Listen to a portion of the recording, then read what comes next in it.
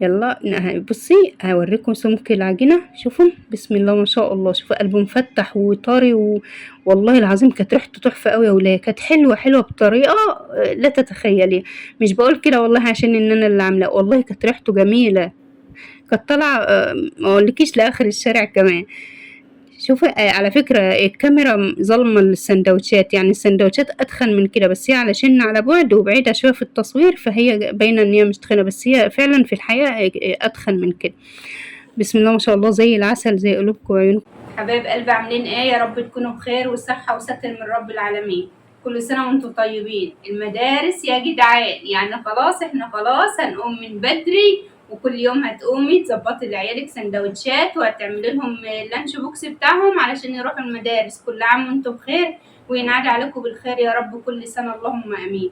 يلا هنعمل مع بعض ايه النهارده؟ هنعمل حاجة بشوية دقيق وشوية مية ومعلقة خميرة، وهنعمل السندوتشات الفينو اللي احنا بنشتريها غالية من بره، بس ايه هنعملها بطريقة كويسة في البيت وحاجة مضمونة لعيالنا، وبسم الله ما شاء الله ربنا يحسن ما بين ايدينا جميعا. يلا نخش على المقادير ونشوف احنا هنعمل ايه. يلا ندخل على المقادير اهو. كوبايتين ونص مية، خل، كيلو دقيق، نص كوباية سكر، نص كوباية زيت، معلقة خميرة، معلقة كيك شيف او بيكنج باودر الموجود عندك، ذرة ملح بسيط. حاجة بسيطة خالص ومش هتكلفنا اي حاجة، وهنقوم نعمل لعيالنا احلى حاجة بايدينا ان شاء الله، وهيكونوا مبسوطين بيها في المدارس ودخلت المدارس، وهتدي لعيالك سندوتشاتك وانت مطمنة وتكون حاجتك مضمونة وعاملاها بايدك. ربنا يحسن ما بين ايدينا جميعا يا رب. نزلنا في شوية مية بالخميرة والخل.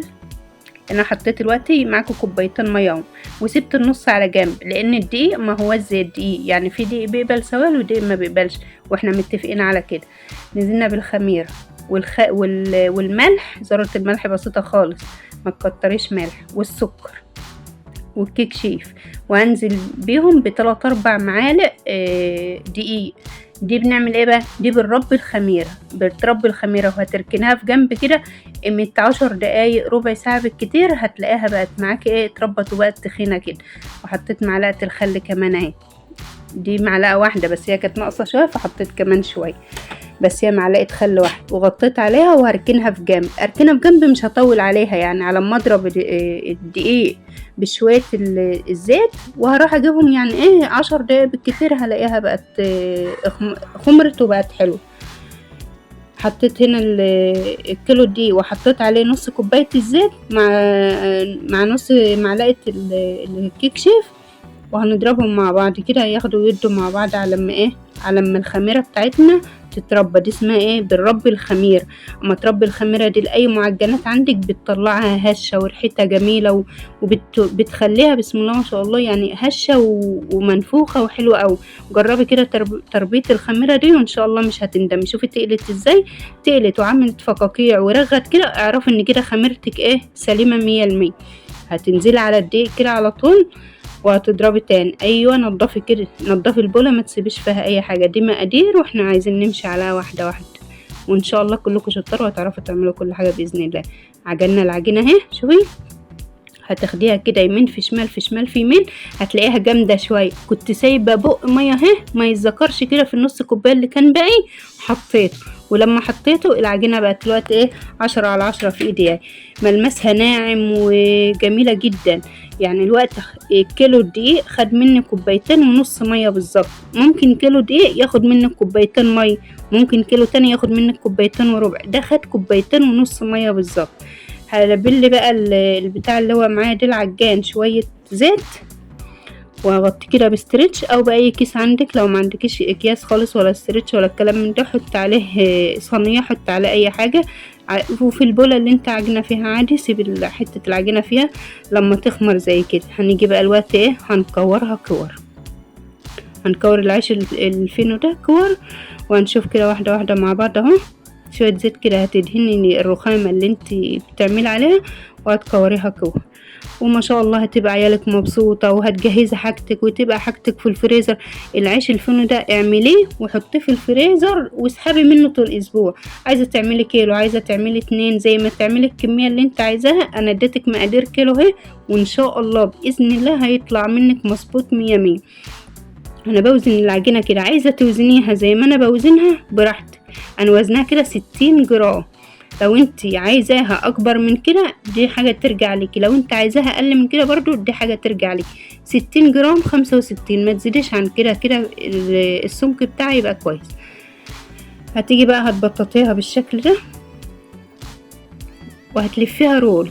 لما تلفيها رول، اما تيجي تلفي بالخبازه كده هتفرديها، ما تفرديش قوي يعني علشان ايه العجينه ما تتقطعش منك، ما تبهدلكيش. بس ان شاء الله لو مشيت على المقادير دي العجينه هتبقى كويسه معاك وهتبقى مرنه وماشيه وكل حاجه.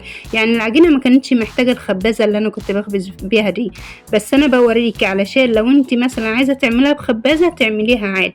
شوفي انا بلف الرول ان هو ما يبقاش فيه هوا، بحاول ان انا اطلع الهواء من جميع الاتجاهات، مش بلف الرول وجواه هواء، لا الهواء دي هيعمل لك فقاعات كده في قلب العجينه من جوه، مش هتطلع كويسه. هتيجي تبصي تفتحي الساندوتش بعد ما يستوي، الهواء ده هيعمل لك نتيجه مش كويسه. دايما طلعي الهواء وانت بتلفي الرول، خليه لافف برم كده على بعضه وما يبقاش فيه هواء خالص. وقوموا يلا والجدعان والشطر، كل فيديو اقول لكم قوموا والجدعان والشطر، وما فيش احسن مننا طبعا ولا اشطر مننا. هتقومي وتعملي لولادك كل حاجه بايديك، وربنا يحسن ما بين ايديكم جميعا يا رب. يلا يا جماعه ما تنسونيش في القناه باللايك والاشتراك وتفعلوا لي زر الجرس فضلا منكم وليس امرا. اللهم صل وسلم وزد وبارك عليك يا حبيبي يا رسول الله.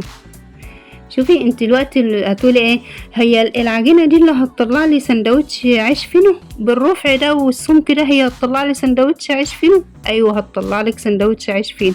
وركناهم كلهم وغطيناهم بالطريقه دي وخمروا معهم بسم الله ما شاء الله، ولسه يخمروا كمان في الفرن. يعني هي الوقت خمرت 3/4 خمر، اما تدخلها الفرن هتخمر كمان. ايه اللي انا حطيته في ايدي اللي انا بوريلكوا ده؟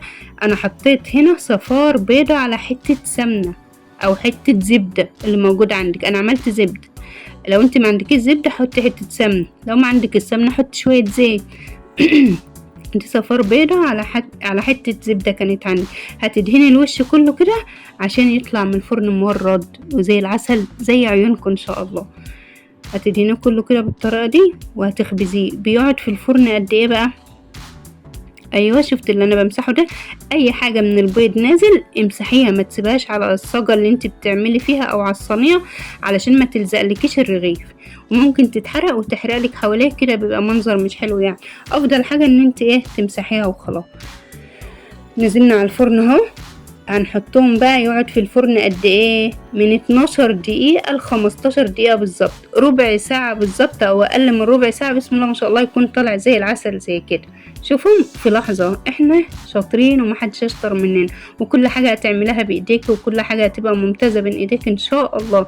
ويا رب يكون الفيديو عجبكم، ما تنسونيش باللايك والاشتراك في القناة وتفعلوا لي زر الجرس عشان يوصل لكم كل الفيديوهات الجديدة. يلا بصي هوريكم سمك العجينه. شوفوا بسم الله ما شاء الله، شوفوا قلبه مفتح وطري والله العظيم كانت ريحته تحفه قوي يا ولاد، كانت حلوه بطريقه لا تتخيلي. مش بقول كده والله عشان ان انا اللي عامله، والله كانت ريحته جميله، كانت طالعه ما اقولكيش لاخر الشارع كمان. شوفي على فكرة الكاميرا ظلمة السندوتشات، يعني السندوتشات اتخن من كده، بس هي علشان على بعد وبعيدة شوية في التصوير فهي باينة ان هي مش تخينة، بس هي فعلا في الحقيقة اتخن من كده. بسم الله ما شاء الله زي العسل زي قلوبكم وعيونكم بالظبط. اشوفكم على خير في فيديو جديد، ويا رب نشوف بعض على الخير دايما. وجربوا وصفتي ولو عجبتك اكتبي لي في الكومنتات. مع الف سلامة، كل سنة وانتم طيبين يا رب، مع السلامة.